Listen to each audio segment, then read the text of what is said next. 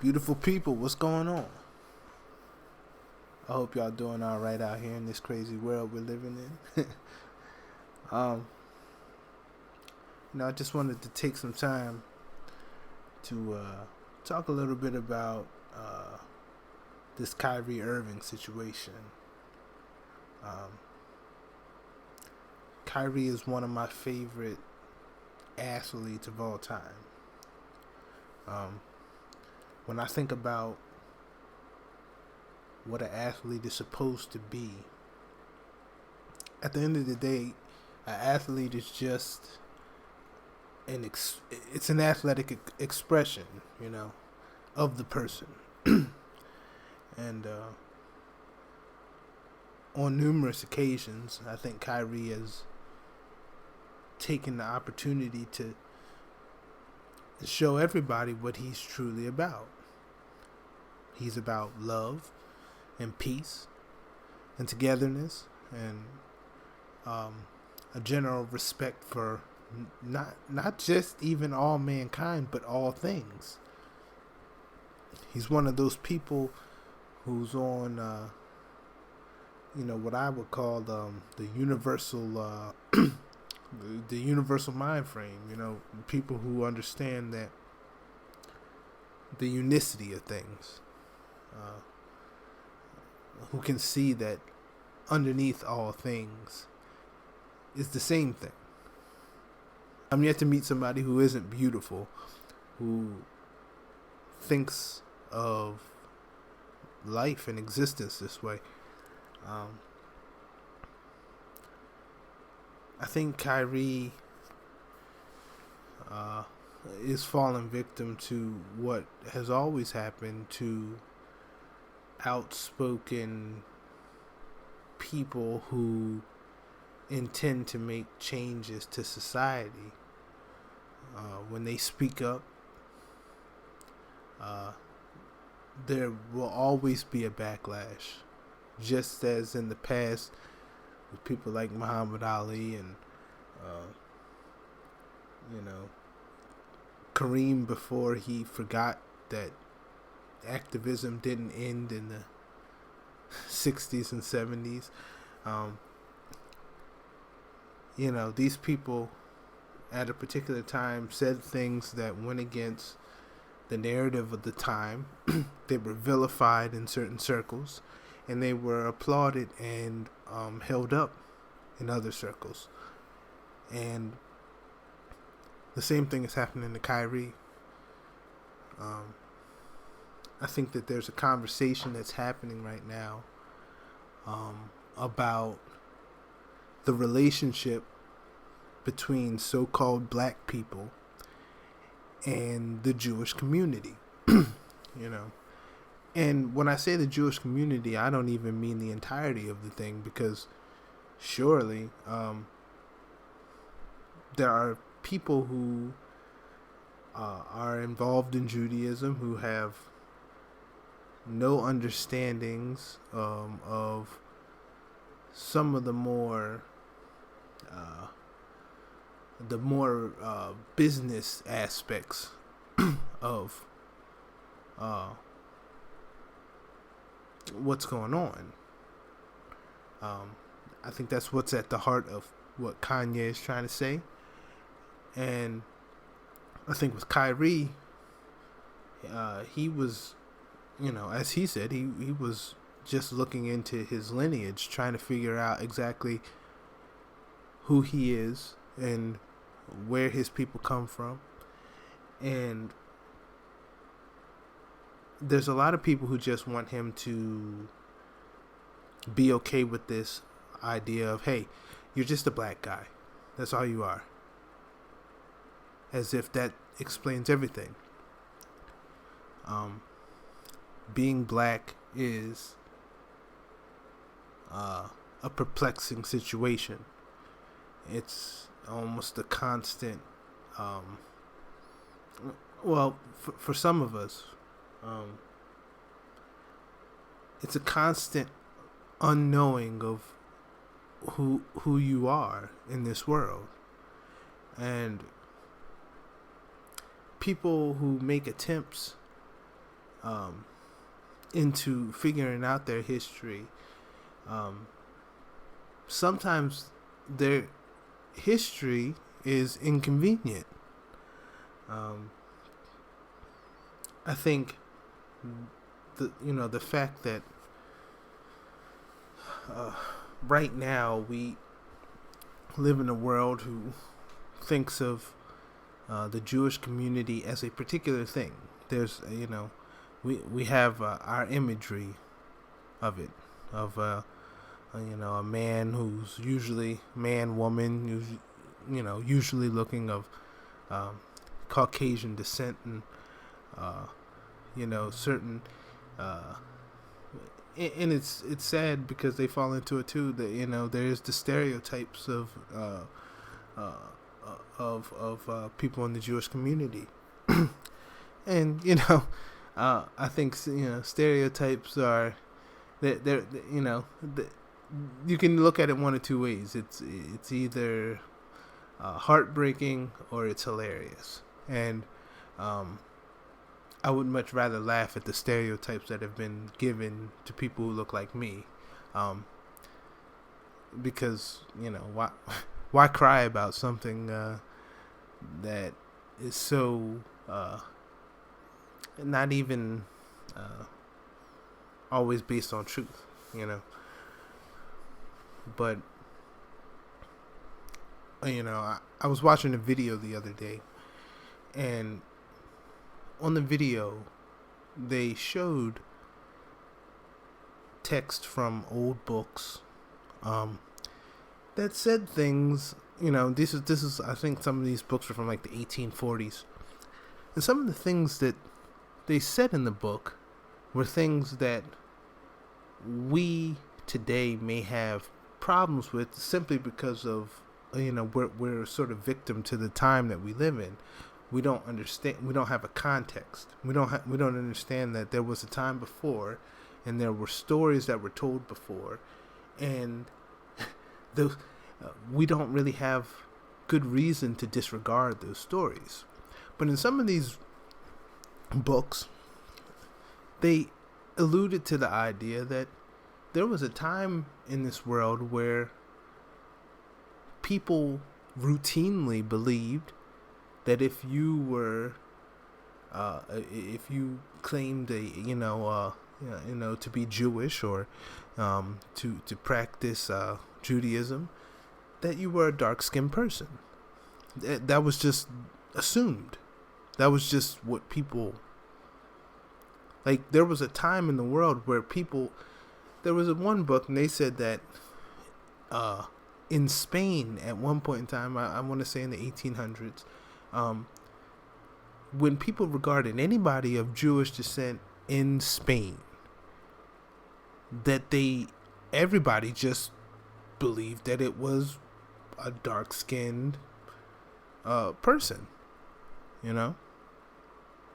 and that's so far removed from our reality right now that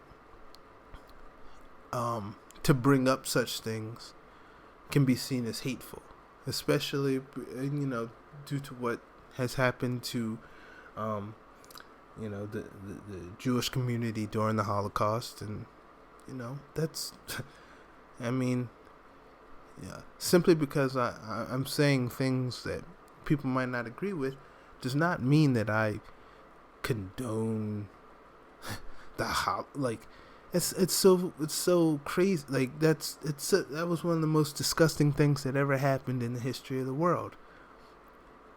But there's always atrocity. There's there's atrocity happening right now, this minute, no matter what minute or what day you're listening to this. So that's not to downplay it, but atrocity is a constant in this civilization. It's something that I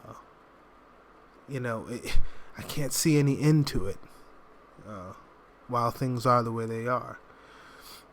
But what I mean to say is, I understand that the Holocaust was a horrible situation. I understand that there are people who are of Jewish descent who, that's a very triggering thing to hear anyone question certain aspects of the history of Judaism. But there's a story, and there's a history that needs to be talked about. We can't just sweep under the rug the fact that there have always been people who you would call black who practice Judaism. That has always been a thing. And I feel like Kyrie kind of got caught up in the sweeping under the rug of that conversation. I mean, because isn't that a real conversation? If we're talking about we're living in times where there's people who want to say, we're living in equality, and no conversation shouldn't be had. In this world, it's like, if I don't like the conversation, then you shouldn't have it. But that's ludicrous. I mean, at some point in time, this was going to reach a head.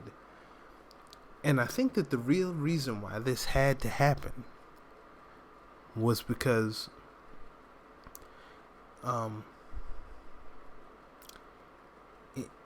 in Judaism, there's this concept of them, of these being God's chosen people.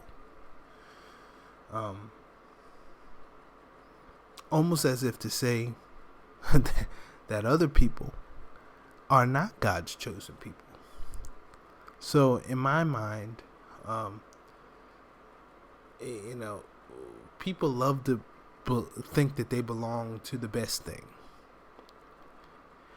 The problem is that creates a very elitist way of looking at the world. To think that I am this thing, therefore this thing must be the best. And I've seen that in all kinds of places. I've seen that in extreme, from the white perspective, extreme from the black perspective. I've seen it in religion. This idea that there's only one way to be. There's only one. I have to be right. That's a problem. And in this situation, I think it's reaching a head because once when you have this title of being God's chosen people, it's like, who doesn't want to be a part of God's chosen people? Who doesn't want a part of that? And if that is what someone believes, what extent would they go to solidify that thought in the world?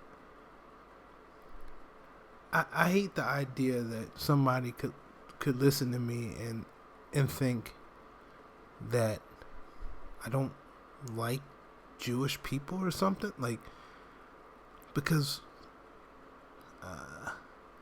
I'm so far past that concept of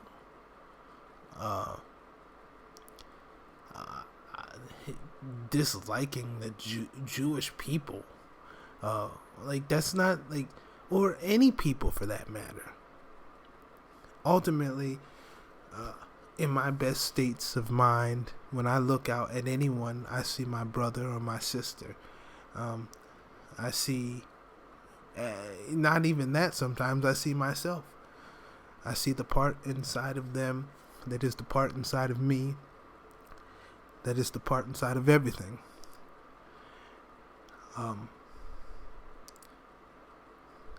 We have to continue to have difficult conversations. And nothing can be off the table.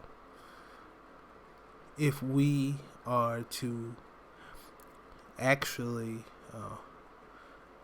progress from our current situation. There's a lot of festering wounds that have been covered up so long. It seems like maybe it'll never heal. But I have faith in people, and I have faith in the world. I have faith that we can become something better. And I don't know. I don't mean to, absolutely I don't mean to disrespect anyone's religion or anything of that nature. But when you see certain things, you can't unsee them. When you see evidence to suggest that there are, and really realistically, let's be honest, there is no religion in the world that is only practiced by one race of people or one group of people. That's not even a thing. So now that we can agree on that, can we agree that it's possible that certain people have leveraged their faith and made the world believe that certain aspects of their histories weren't even a real thing? And is it possible that these people, because we know, this is no secret, religion can often be used by people, individual people, and sometimes groups of people, to do extremely heinous things. We've all seen it. We've all seen the story of the mega church pastor with the 8 planes and 6 side girls, and you know what I mean. Like, we've all seen this. Like, this is not a surprise that something like that could happen. So when we, when I say that that could happen in any religion, Judaism isn't exempt from that. I imagine, not even imagine, but I know that the vast majority of people of the Jewish faith are peaceful, loving, awesome human beings. I know that. But what happens when someone uses that same faith to do something rather disgusting? Should you stick up for that person simply because you share the same faith? Is that really smart? Or if you can understand that all the rest of us people who are your brothers and sisters, regardless of the fact that we may not believe the same things, but we are united in love and peace, we are your true brothers and sisters. And there are people within your community, and this goes for all religions, all groups. There are people who at least claim the same thing as you, who do not have the same morality as you, who might be willing to create an entire fantasy just to secure their spot of power.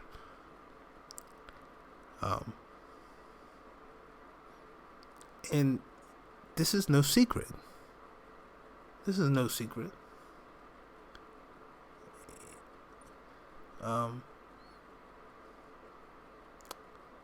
As for Kyrie, listen to his words.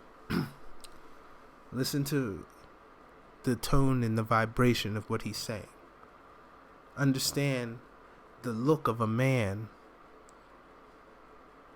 who walks in love. Understand that person. And also understand the vibration and the tone of people who would deceive the world in order to maintain a certain degree of power.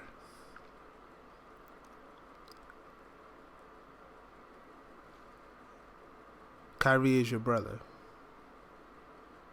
That's it for right now, y'all. I'm out of here. Peace.